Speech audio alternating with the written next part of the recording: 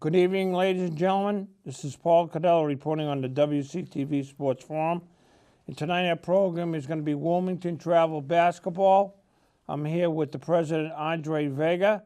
Andre, welcome. Thank you. His son, Mason Vega, and my co-host, Wayne Fox. Great What's to be up, doing Big P? sports again, Wayne.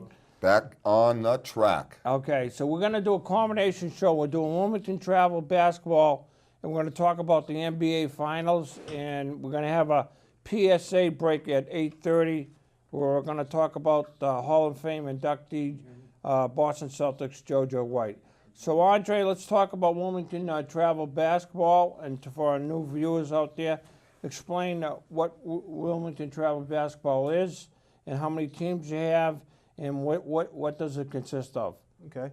Wilmington Boys Travel Basketball is a nonprofit organization that we run here in the town of Wilmington. This year, for the first time, we've actually carried 9 teams, 2 teams at each grade from 5th grade to 8th grade, and then 1 team at the 4th grade level, which is relatively new. The league that we play in over the past couple of years has been trying to phase in a dedicated 4th grade division, and so we added that this year.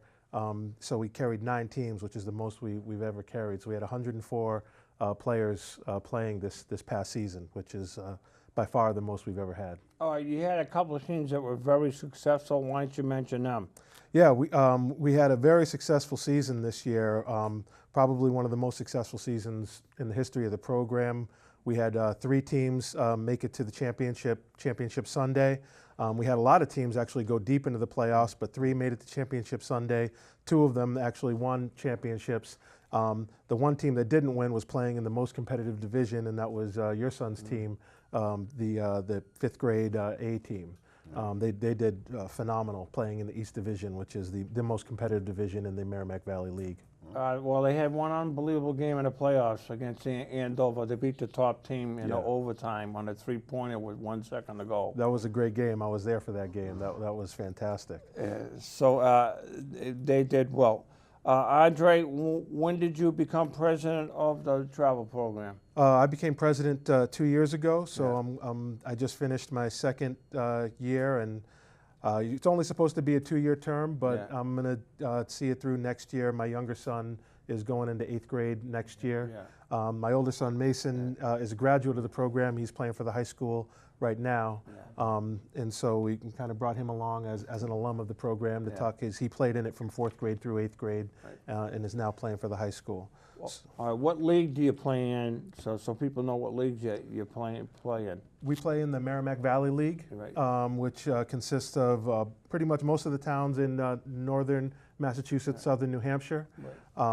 Very, very competitive league, very well run, very organized. I also happen to be on the board of that league, the executive board of that league, and it's just very, very well run compared to some of the other leagues. I know that the Middlesex League went under a couple of years ago, so I think Woburn and Burlington and Winchester all played in that league, and so they had to go scramble and look around for leagues to play in. But Merrimack Valley League is a very good standing financially and otherwise, so it's not going anywhere.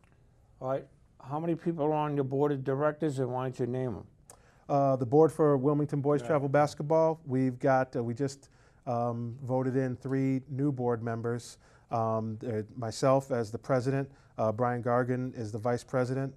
We have Dave O'Mahony is our secretary, and Mike Walsh is our treasurer.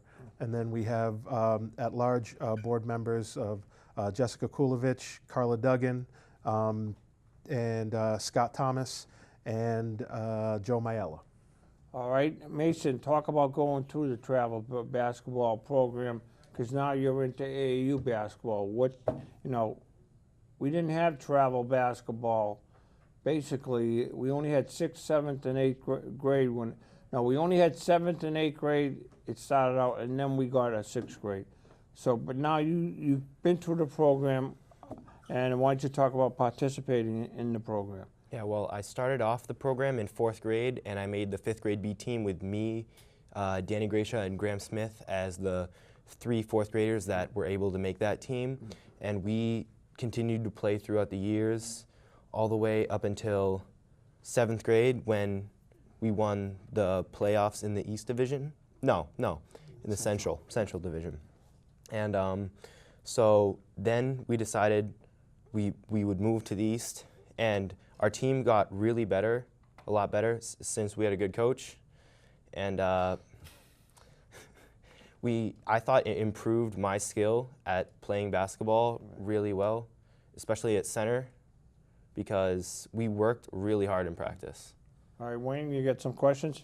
Well, playing as a 4th grader at a 5th grade level, I found that any athlete that competes outside of their comfort zone, never mind the physicality difference, as you stated earlier, you do have to work that much harder. Yeah.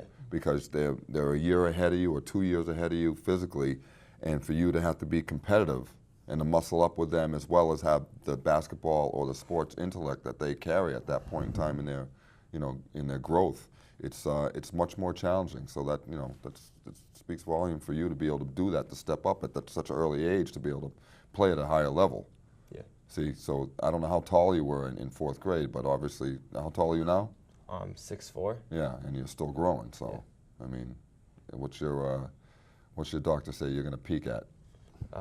They said 6'7" at max, maybe 6'7". 6'8". It's not a bad calling card.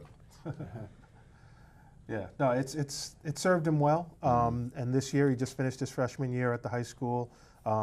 He was the starting center on the JV team as a freshman, and will more than likely move up to varsity next year. So, our goal at Wilmington Boys Travel Basketball is to prepare the kids so that they can play at the next level if they want to.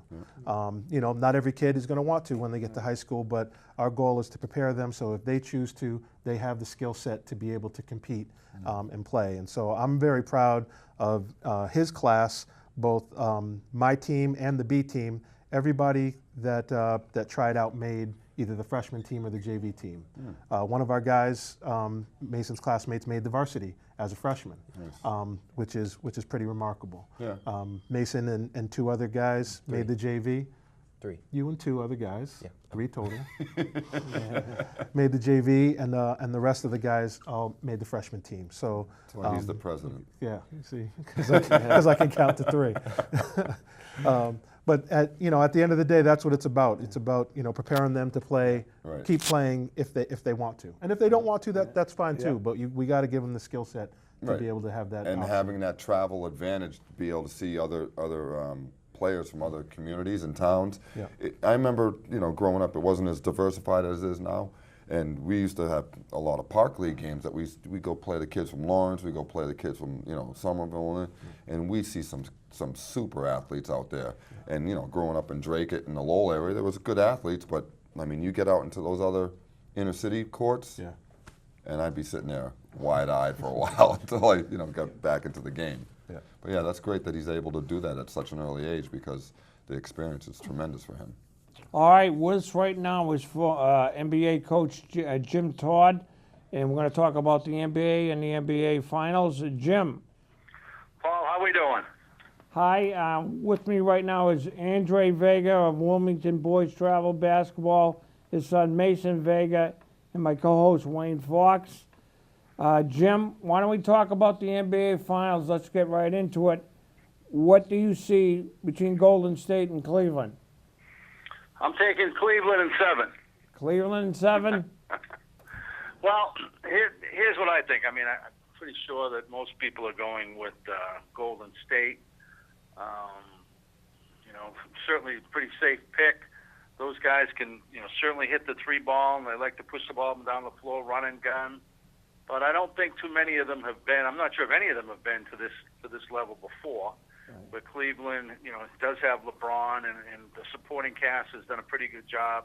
I didn't think Cleveland would get this far, to be quite honest, without Love.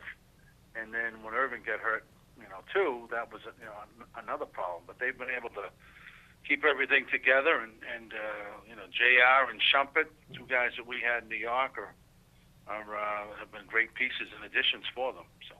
All right, what do you think about the player Tristan Thompson? So you're a big guy coach. What do you see in him that he's developed? Well, he's got a chance to shine, and he just seems to be getting better and better and better, and doesn't seem to be blinded by the lights at all, and he exudes confidence, which is always a nice thing.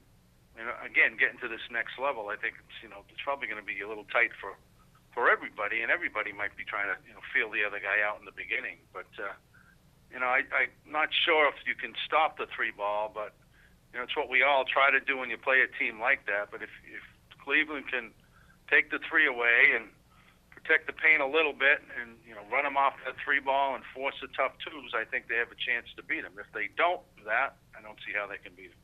All right, how much pressure do you feel is on David Blatt? Well, I mean, there's pressure on both of these guys. They're both first-year guys, really, and I'm sure they're both going to feel it. But he probably had almost just as much pressure his first day at training camp, and then his first game, or first exhibition game, and his first regular season game. So I think it's been getting, he's getting more used to it. You got over 100 games, probably close to it now under his belt. And, I mean, everybody feels the pressure, coaches and players. Management, everybody's going to put more heat on them. And then whoever wins it this year, then if they don't win it next year, you got to be careful you don't get fired. Wayne?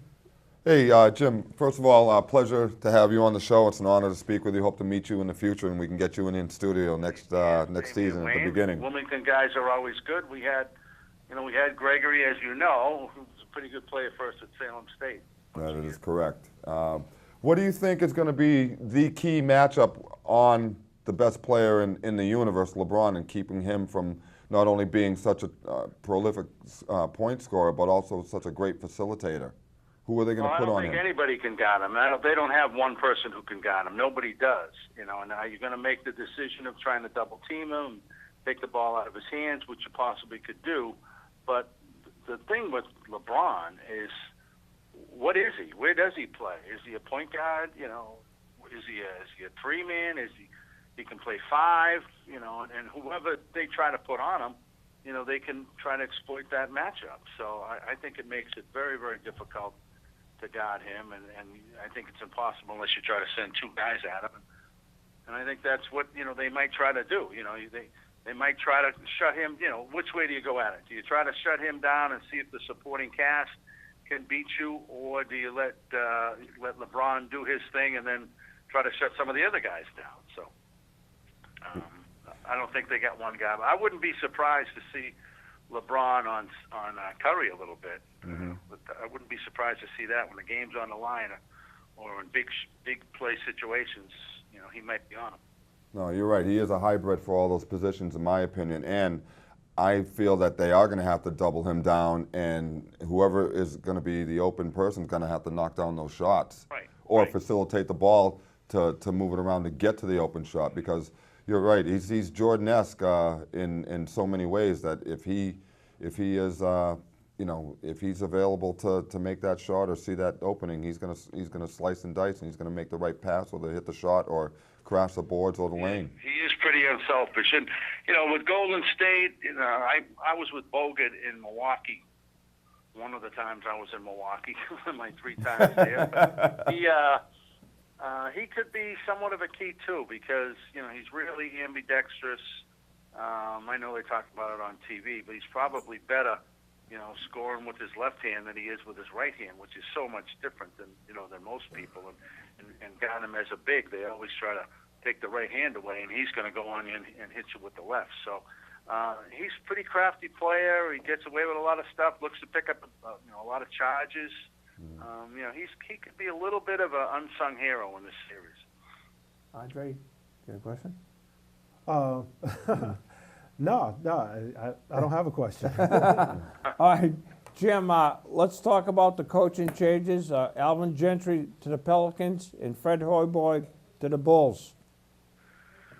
Yeah, well, we'll see what happens with Fred. They're starting to go with some of these, although he's an ex-player. He is a college guy, been coaching in college. He's had some front office experience. I would say he's more than ready and been around a lot, and I know he's very comfortable in that organization. I do feel bad for Tibbs, because Tibbs is a dear friend of mine. I hate to see the bum's rush he got. I mean, I don't know what else he's supposed to do. He's had injuries, and it's, they've won a ton of games. I don't know what his overall record is, but I know it's pretty impressive. And the way they treated him coming out the door with management, I didn't think that was too cool. But sometimes people take a shot at you, and the worst thing for us as coaches is the day after our last game, you have an exit interview. Well, after you've just lost, and you're in the playoffs and you lose, the players aren't in the best of moods. I don't think that's the perfect time to be, talking about what happened in the course of the season. And, but anyways, Fred, I'm sure will do a pretty good job. He's got a nice team. Him and Kerr have been blessed to come in with nice programs, and Blatt also. So that's certainly a nice way to come into a situation, and I'm sure they'll all be successful. Alvin Gentry, Alvin Gentry's been around a long time. He actually took over for me when I was with the Clippers. So I tried to get hold of him the other day and through some people, and he said, "Oh yeah, JT's a good guy, but it's probably not going to happen." But I was trying. So here's another guy who's got a great situation. You wouldn't leave Golden State, to go into a situation maybe as he's been getting older himself, a situation where he could lose. So, and I'm sure he knows he's doing the right thing. I know that it's always about the money too, but all of those guys are with big time programs. That's a nice way to go. All right, let's talk about. I want you to talk about Boston Celtics, JoJo White, who's going into the Hall of Fame. And your thoughts about JoJo finally making the Hall of Fame, and talk about what a player he was for the Celtics. Well, being a Boston guy or a Massachusetts guy, and growing up when he was playing and watching him, I even get a chance to play against him a little bit at Red Auerbach's camp out in Melbrook, I think it was Camp Melbrook, what it used to be called, way back when. But just a great competitor, a great leader, and was part of the, winning tradition and championship teams, and it's about time he's getting elected into the Hall. Probably should have been in earlier. I think it's going to be it's coming in September, and I think a lot of Celtics fans are going to wind up going to that event to support JoJo. We'll be there, Class Paul. Act, and I know he's done work for the Celtics, the past X amount of years, and I think everybody's happy for him. All right, well, let's go back to one of your former teams. The LA Clippers got bought for $2 billion, and you went around, and they don't own the arena or the parking concessions. Did that blow your mind when you found out the price of that? Well, that's an awful lot of money, and I think, the guy who bought that team was he's got crazy dough, and he missed out on a couple opportunities, and I think from what I can gather and what I've heard and read, he just said, well, I'm not going to lose this one. And he just stopped the dickering back and forth and said, here's a number. I don't think anybody's going to go higher than that. And nobody was going to. So, yeah, that's a crazy number. I don't know how he can get his money back. That would be impossible, I would think, to get that money back. But he did what he wanted. He's got the dough. So good luck to him. Do you see in the future that Seattle will get the NBA back, or it won't ever go back to Seattle? No, I've heard. I mean, I have heard that eventually we'll be back there. Eventually, so it'll be a long way off. But they keep talking about it, that they will have a team up there. And but the Clippers could be good. With Doc and Coach Woodson, who's one of my dearest friends. I really was hoping that they would be in the finals. I thought they might have a shot. I thought they maybe could beat Golden State if they could get back past Houston. But anyways, it is what it is. Well, Jim, I thought that first round with the Clippers and San Antonio was the best round of first round basketball. Yeah, I agree with you. And I think a lot of people were talking about that. How do you not say they could be a favorite? I mean, it's tough to go against the champs. And to see them bow out in the first round was pretty crazy and unbelievable. I'm not sure what's going to happen with that team if they've. I know they've been talking about some guys coming back and some of the guys retiring, but it looks like they might all stick together, and we'll see what happens. They are getting older, but that was a great matchup. You're right. Yeah. Well, one for the ages. No, the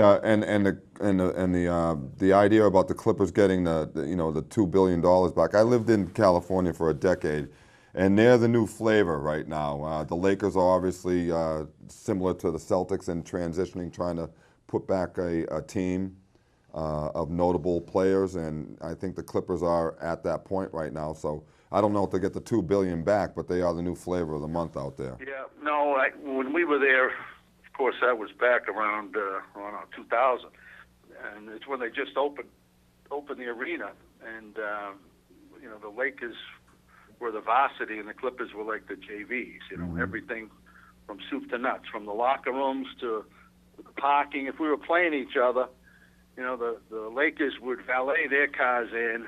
The Clippers had to park up above and walk in. So we were kind of beat before we even threw the ball up. It's kind of like being a stepchild, right? Exactly. Which I happen to be. I know. No, but it's the fan base out there is very, very trendy, and they LA loves the winner, and I'm glad to see that the Clippers are getting the notoriety right now. But I just think they're a player or two away from especially with the coaching staff that you aforementioned, they're a player or two away from really making a statement. They got the best point guard in the league. No, you're right. Their bench, and they knew it all along. Their bench was maybe a little suspect, and you needed like Jamal to go off every night and coming off the bench. And when they had some injuries, obviously that hurts. But that hurts everybody, and that's the key to winning these championships. The Golden State, I've always said, and what people have told me over time, all right, if both teams being equal and coming down the stretch of a long season, you got to be good, you got to be lucky, and you got to be healthy. And Golden State's been pretty fortunate in that situation, and so has Cleveland, really, except with the exception of Love. But they've seemed to be able to weather the storm. But Lady Luck definitely comes into play, and you got to be healthy to win it all. All right, this final question, your thoughts about Chris Mullin going back to the college at basketball at St. John's? I think it's great for him, and I was coaching at Columbia when he was playing at St. John's, and everybody loved him, and the whole area seems to be embracing him, and I think he's going to do a good job. I think he'll be fine. And he knows what he's doing, and he's going to recruit the local talent. You've got to keep those players home, just like any other local college. Whether you're in Boston or Philly or wherever you are, you got to keep the best players at home. All right, Jim. Thanks for coming on the Sports Okay, Forum. guys. I Have a hope good you see you one. down the road. All righty, later. Thanks. Jim, pleasure talking to you, sir. Okay, Thank you. same here. Yeah. Okay, that's an NBA coach, Jim Todd, and he's coached multiple teams in the NBA. He's got a 15-year coaching career in that, and he was a former head coach at Salem State University. All right, Andre, let's talk about the town development of Yentl Farms, and we're going to have multiple courts being involved there. Andre, are we going to have lights on the courts? Is that still in question? The rendering that I saw showed lights. Yeah. And so my assumption is that there will be lights there, which would be great to have them. I mean, and in terms of our organization, I think it would be fantastic to be able to start a summer night league, basketball leagues there. I just think that's a great development for the town. Yeah. So the rendering I saw there's 3 tennis courts and 3 basketball courts? I think that's what I remember seeing as well. Yeah, okay. So while that's going full speed ahead, I mean, the final approval for that, and they're going to start construction on that, and that whole development, that'll be going forward, and we'll have that in town. That'll be great. So that's going to be great for us. Okay, what is do you have a summer program? Do you have teams in the summer league, or what's going on? This summer, we've got 3 teams playing in the Bill Ricka Summer League, and we've got 4 teams playing in the Eastern League, which plays in various towns: Beverly, Reading, and up at Endicott College. Is that outside or inside? Those are all inside. They're all all indoors. inside. We're not playing in any outdoor leagues this Okay, summer. what is it? Eastern League, who do they play? The Eastern League, they play a number of different communities. It's really kind of open for summer ball. It's a very well run league. I've put my teams in it for the past. This is probably the 4th summer in a row that I've put a team in there, and you get like you were saying a minute ago, you get to see some kids from other communities. So, you know, you might be matched up against a team from Beverly one week, and then the next week you're playing a team from Salem or from Chelsea, or Everett, and you get to see some really impressive basketball and see how you match up, which is great for the kids. All right, and who do you play in the Billerica League? The Bill Ricker League is a little more regional, where it's mostly a lot of the towns that are in this region. Merrimack Valley. Yeah, Merrimack Valley, right? just Lowell. lower. Yeah. So Chelmsford. what I've seen is that it's a lot of the same teams that we play in the wintertime, Right. which is why I take my guys and I put them in the Easter League in the summer, just so they get to a little bit different competition. Spread them out a little Yeah. bit. Yeah, nice. Andre, how many, we didn't go over your schedule, how many games, like, does the 4th grade play, the 5th grade play? They're all different numbers, right? They all don't play the same? It depends on how many teams you have in your division.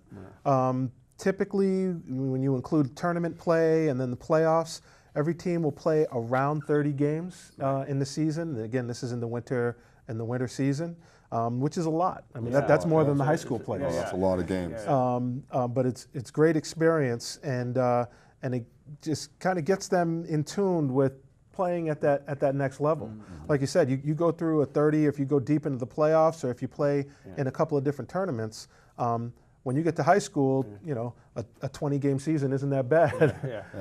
We had, when I was coaching, the guy that coached our B team, he would take any opportunity to play. I mean, he played, I think, 56 games our 8th grade year, and I played, I think, 32 or 34. So there are opportunities to play, and he would just keep putting them in different tournaments, and he just really believed that any opportunity to play was a good opportunity. 56 games, that's a little much. You don't want the kids to burn out. That's 2/3 of an NBA season. It's a lot, but you know, not all the kids had to play. I mean, his philosophy was, if you want to play, these are opportunities to play. Right. And more times than not, he had all of his kids there, so they definitely got something out of it. Mason, let's talk about your strength and conditioning program. How did you develop in that, and what do you think you got out of it? The Freddy's Hawaiian Punch program. Yeah. That was something that we started. Yeah, we started after that Mason this year graduated when out, I was in freshman year, but I have been there before and done his strength and conditioning. For me, it was a challenge, but I feel I improved, like stamina-wise, and I felt I was a little bit stronger, and it was worth it. All right, what do you feel you have to improve on this summer to bring your game up to varsity level for as a sophomore? I have to get my free throws up a little bit more, better. What's your percentage right now, roughly? Do you remember? No, but it's low. It's low. Yeah. Don't tell me it's low as the NBA low. It's not Shaquille low. No, Yeah. it's not. It's- Thank God Almighty. It's not that bad.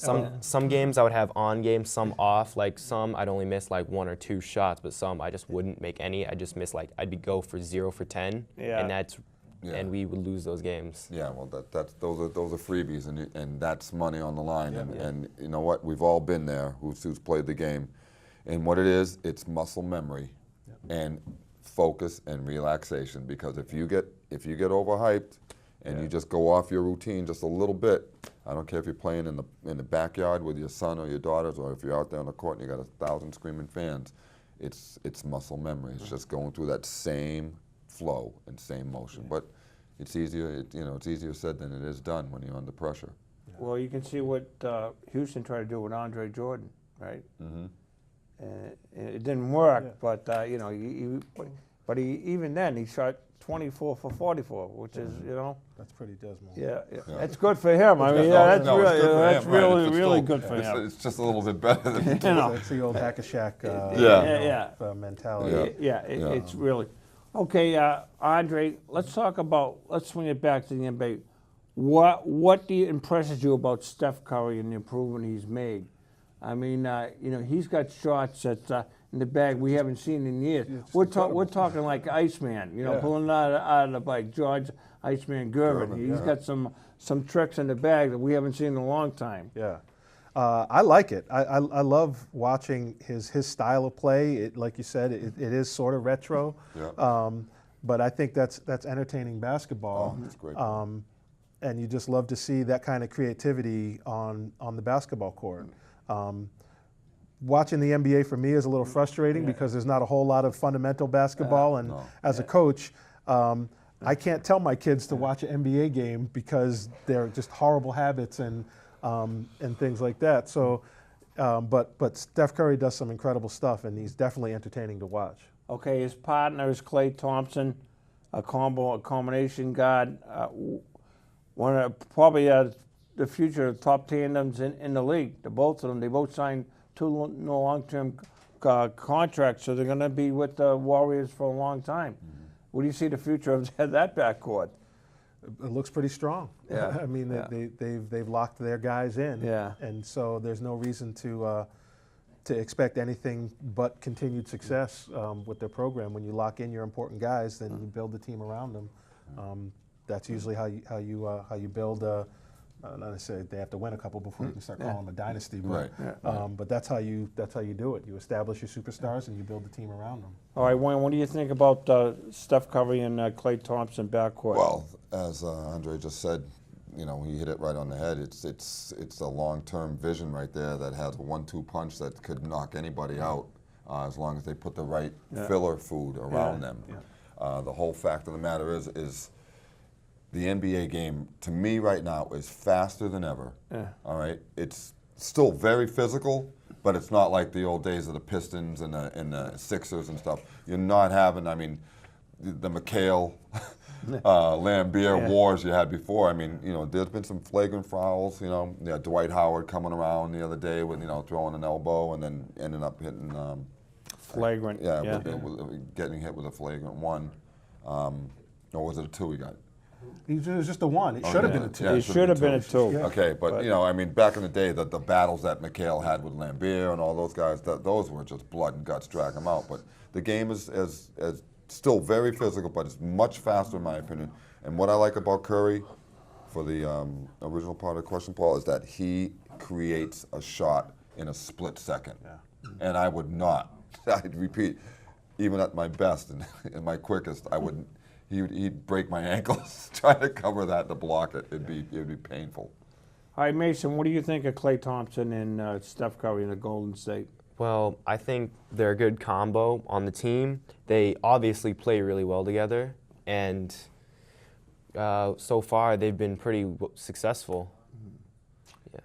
Andre, let's talk about like an unsung hero is Draymond Green at 6'7", hanging and banging with the best of them in the playoffs, and what that means to a team.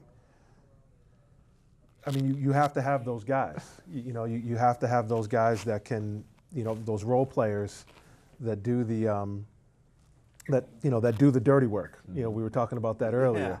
You know, those guys that just give you those, you know, 8, 9, 10 boards a game and you know, clean the glass for you.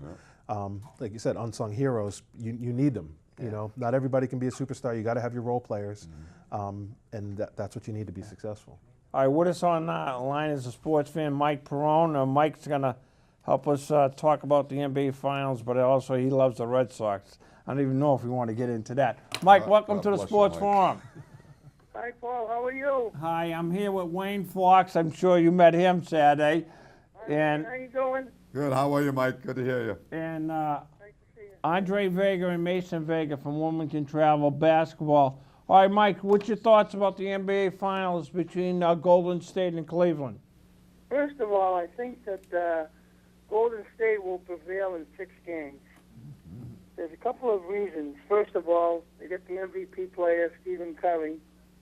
And a big factor here that I was looking up today was about the home court advantage in the NBA. The Warriors, during the regular season, were 39-2 at home. And then in the playoffs, they were 7-1. So you get 46-3 all year long. I don't know how Cleveland's going to win 4 games over there if Warriors haven't even lost 4 games all year at home. You know, All right, it's a so very you- important stat. So you feel the Warriors are going to win in 6? Yes, yep. They only have 3 losses at home all year. Another big factor is by being in the Western Conference, they're really battle-tested.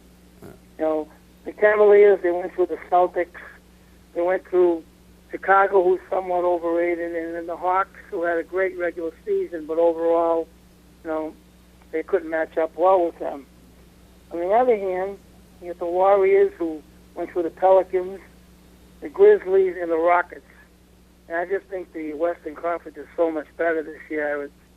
I just think Golden State's going to prevail. Those are the big reasons why, and also, the home advantage is a very big factor. And, also, you have Curry and you have Thompson. They're just too much, That's just my opinion. Well, Mike, that's a pretty impressive stat. I didn't know those numbers were that dominating at home. And what you say is true, but as much as, I like Curry and those guys, LeBron to me and what he has, even without Love, it's going to be an uphill battle. Yeah. I really feel that. And they depend, as Jim Todd said earlier, so much on that outside shot. If that's not going through the bottom of the net, they're in trouble. And I think that Cleveland's defense will step up. Whether they can step up 4 times in a row and shut them down remains to be seen. But your stats that you just barked out to us do carry a lot of weight. Yeah, it should be a great series. Believe me, I think LeBron is the greatest player in the game by far. But I don't know. I think by Kevin Love not being there, that could be a big factor, big detriment to the Cleveland Cavaliers.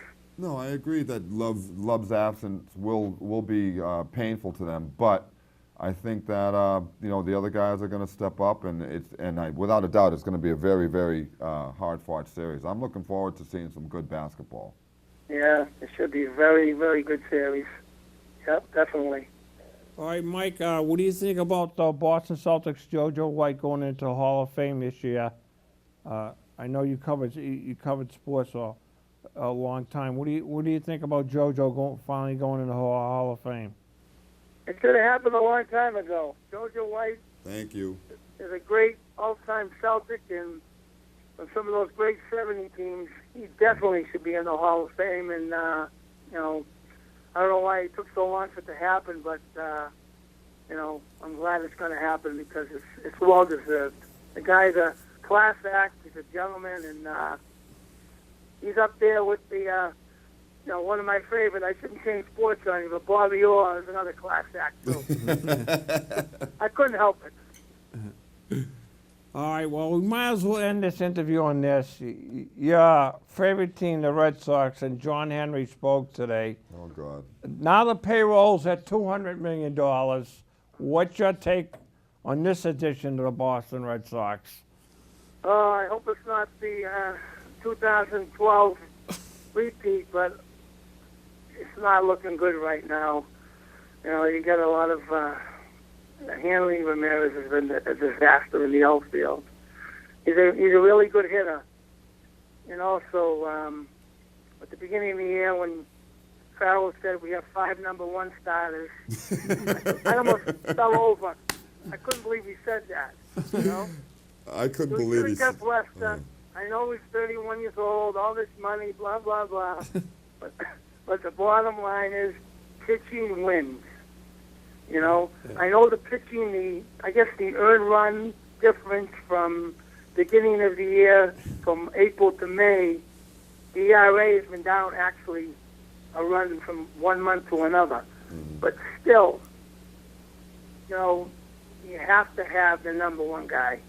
Maybe, I know they're only 4.5 games out right now, 7, 8 games under 500. But the problem is, if the trading deadline comes around, and if Cole Hamels is available, and if we have to give a prospect away, so what? We have to do it.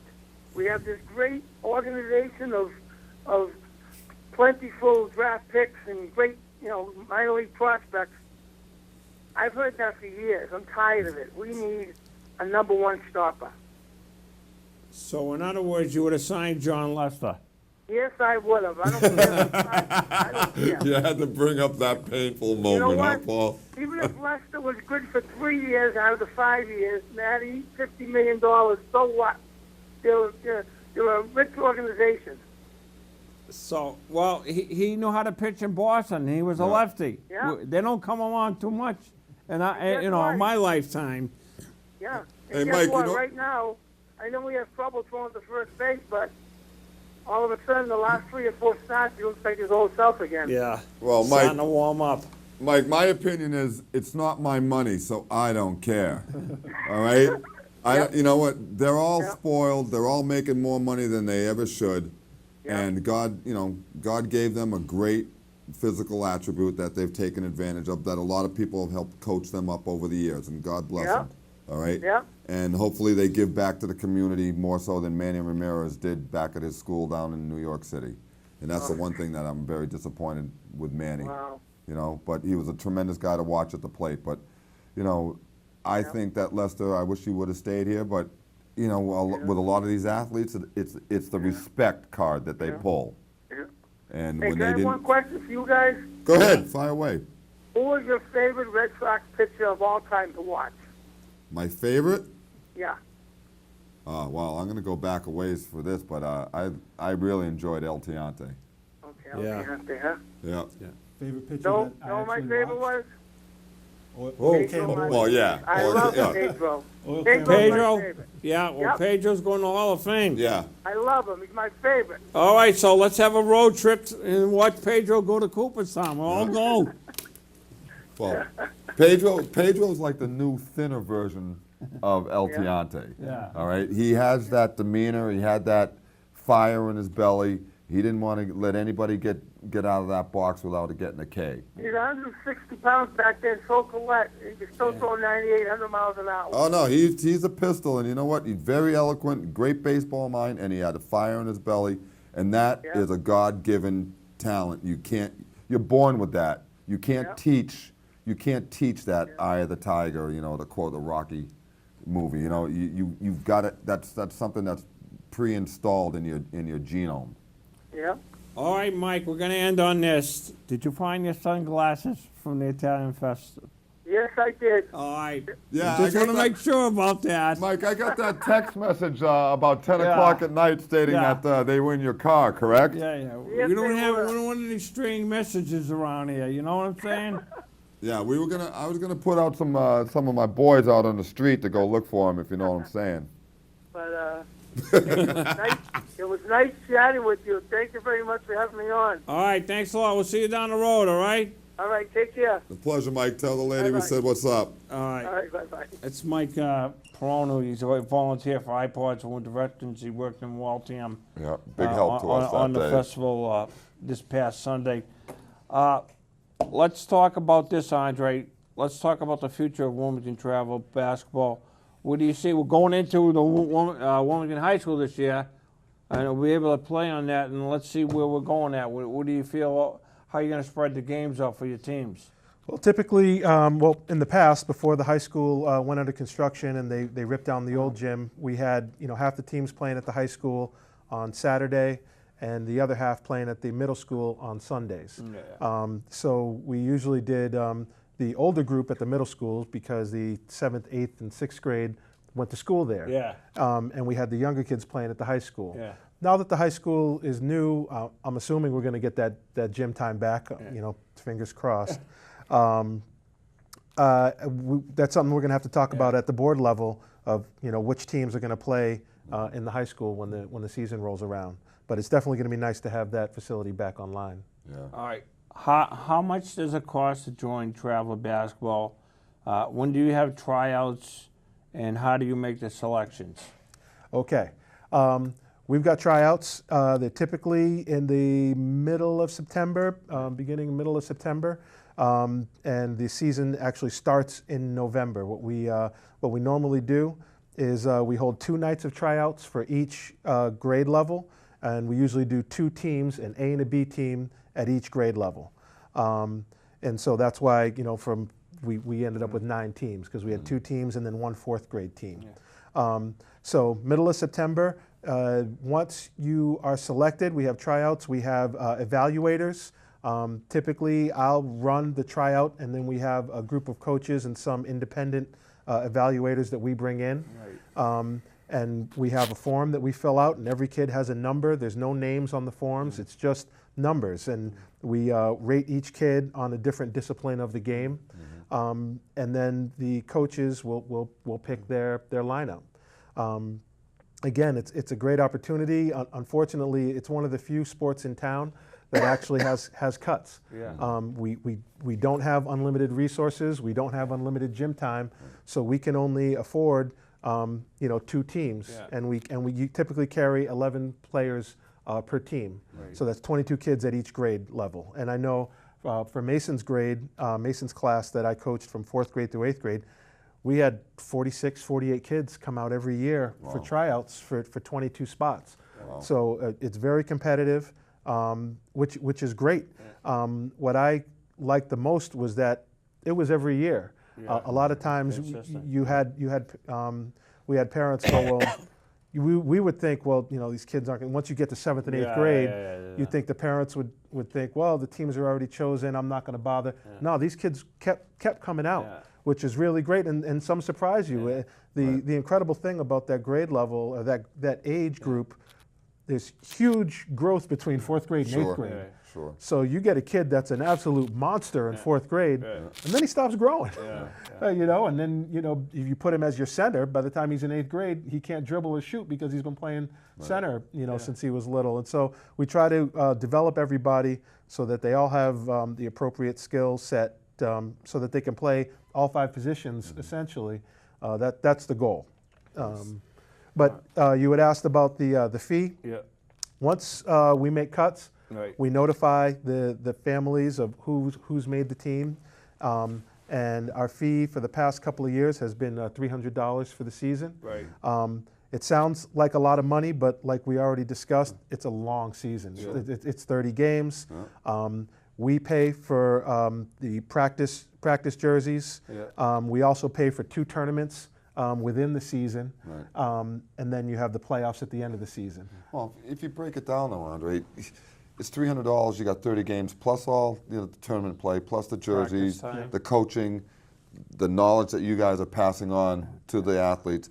But you know what? If you're going to go, Paul and I want to do Old Timers Basketball League and go down and pay for gym time, we're going to pay $10 a game to go down and play pickup somewhere in a good gym. And that's what it breaks down to, even less than that with all the gym time. So it's really, it's not like it used to be back in the day where, the leagues were all covered by the towns and cities, but it's just, that's the way of the world right now. Well, I think that's probably one of the biggest misconceptions about our league. The town doesn't give us the gyms. We have to rent the gym time, and so we have to pay for that gym time. I think a lot of people assume that, well, it's a town league, the gyms are free, and we're just pocketing the money. That's not it at all. Nothing's free. Nothing's free. Everything we make, we pump back into the program. This year, we added additional gym time at Boston Sports Club over in Woburn by Target. We rented gym time because of the high school construction. We rented gym time for Sundays at Shawsheen Tech. We also picked up, like you had mentioned earlier, the skills and drills. The strength and conditioning. We did 1 night of strength and conditioning for the entire program, for the whole season, for 3 months of the season, and I feel that paid off huge. I mean, like I said, I'm on the board for the league, and I meet with all the other coaches from all the other towns, and they would tell us, the Wilmington guys don't run out of gas. They just don't. My team, my son's 7th grade team, won the championship this year. Greg's team played in the championship, and the 6th grade A team, they won their championship. And I think the conditioning regimen that we've put in had a lot to do with that. Conditioning is one of the most important elements of any sport you play, as well as intellect and passion for the game. I have one question for you, son. Who was your toughest opponent? Me? Yeah, this year that you really like to play and match yourself up against because they make you work your behind off. In high school or in the both, all through coming up that he would see repeatedly and even up till now. Lowell always faced a challenge. They were always a really competitive team, especially with a lot of kids going to their school systems. Right. So they have a lot more signing up and more cuts, yeah, but more They have a options to larger choose talent from. pool to draw Right. from. Right. Bill Ricca was okay. We beat him. No, we never beat Bill. No, we never. I never beat Bill Ricca. JV didn't. Randall Freshman Steve didn't. Yeah. I think what Mason's trying to say, the larger cities that have the larger Right. Better talent pool pools, right. to draw from. So Nashua was always at the top of the Yeah. divisions when we played them. And Mason's 8th grade year, we knocked them off in the playoffs, similar to what Greg's team did to Andover this past year. That was a huge upset. Yeah. We went in at the 8th seed. They were the number 1 seed, and we knocked them Took off. them out, huh? Yeah, And then we went on nice. to beat Reading, and then we ended up losing to Lowell in the championship game. That was his 8th grade year.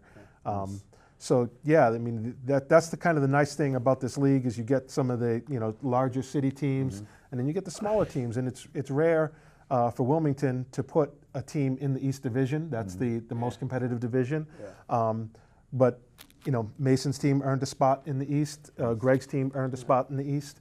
And so when you're capable of competing at that level, you gotta go up there and you gotta test yourself against the big boys, and that's what we aspire to do. All right, we only have 2 minutes left. You might as well end this. 2 minutes. You're You're just rolling here. Now. Greg Cadello's leaving your program, moving off to Arizona, Huge so we loss. might as well He's end going this to the on West Greg. Coast. He's Huge going to play loss. West Coast ball now. What did Greg mean to your program? Greg was huge. For you obviously know, Greg was my vice president, and that guy would call me 4 times a day with just out of control ideas of just stuff to do in the program. And He's a mad scientist. I'm telling you, he was always burning. Oh man, I just thinking about this, and I think we should do that. And I'm like, yeah, that's a great idea, Greg. Who's going to do that? But no, it's a tremendous loss. I'm obviously very excited for him and his family. Change excites me, and so I've told Greg this 100 times. I'm very excited for him and this new adventure that they're going on. Yeah, It's but a look at great now thing. you can go chill out in Arizona. You Yeah, got a now I got a place to flop. crash. Yeah, absolutely. He knows it too. He got a pool over there. Right. I'm gonna be there Damn with my skippy, yeah. Speedo on.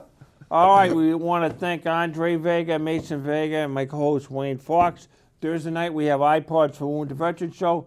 We have the American Legion from Newton coming in here, who had the 40th anniversary of the Vietnam veterans recognized by the state of Massachusetts, and Wayne and I are going to talk about that event and how successful it was, and we'll see you next time on the Sports Forum.